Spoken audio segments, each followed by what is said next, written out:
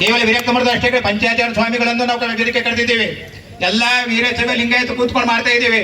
ಏನು ಈ ವೇದಿಕೆ ಹೇಳಿದ್ರಲ್ಲ, ಜಗದ್ಗುರುಗಳಿಗೆ ಹೇಳ್ರಿ, ಶಬ್ರ ಮಠಗಳಿಗೆ ಹೇಳ್ರಿ, ಒಂದು ಮಠದಲ್ಲಿ ಓಂ ಶ್ರೀ ಗುರು ಬಸವಲಿಂಗಾಯನ ಅಂತ ಭಾಷಣ ಮಾಡಿದ್ರೆ ಹಾಗಿದ್ರೆ ಭಾಷಣ ಮಾಡ್ಬಂತ ನನಗೆ ಹೇಳ್ಯಾರ.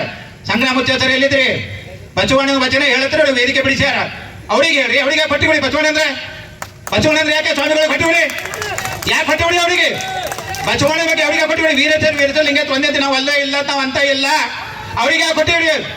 ಬಸವಣ್ಣ ಹೆಸರಿಗೆ ಒಬ್ಬರು ಹೇಳ್ತಾರೆ, ಅವ್ರು ಮಠದ ಬಸವಣ್ಣ ಫೋಟೋ ಹಾಕಂತೇಳಿ ರಾಜಕೀಯಕ್ಕೋಸ್ಕರ ಸ್ವಾಮಿಗಳು ರಾಜಕಾರಣಿಗಳು ಸಮಾಜ ಹೊಡಿತಾರೆ. ನಾವು ಯಾರು ಹೊಡಿತಾ ಇಲ್ಲ, ಚುಂಚೋಳಿ ಲಿಂಗಾಯತ ಹೊಡಿತಾ ಇಲ್ಲ.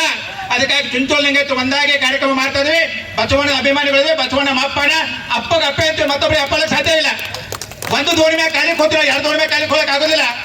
ಅದಕ್ಕಾಗಿ ದಯವಿಟ್ಟು ರಾಜಗೋಪಾಲ ಹೇಳಿದ ಮಾತು, ತಲುಪುರ ಸಭೆ ಹೇಳಿದ ಮಾತು ಏನಪ್ಪ ಅಂದ್ರೆ, ಸಮಾಜ ಬಗ್ಗೆ ಕಳಕಳಿಂದ ಹೇಳಿದ್ರು. ರಾಜಕೀಯ ವ್ಯವಸ್ಥೆ ಹೇಗಿದೆ, ಅದ್ರ ರಾಜಕೀಯ ವ್ಯವಸ್ಥೆ ನಾವೆಲ್ಲ ಬಳಸ್ಕೋತ್ರ ಸಮಾಜ ಬಗ್ಗೆ ಕಳಕಳಿಂದ ಹೇಳಿದ್ರೆ ಅಷ್ಟೇ.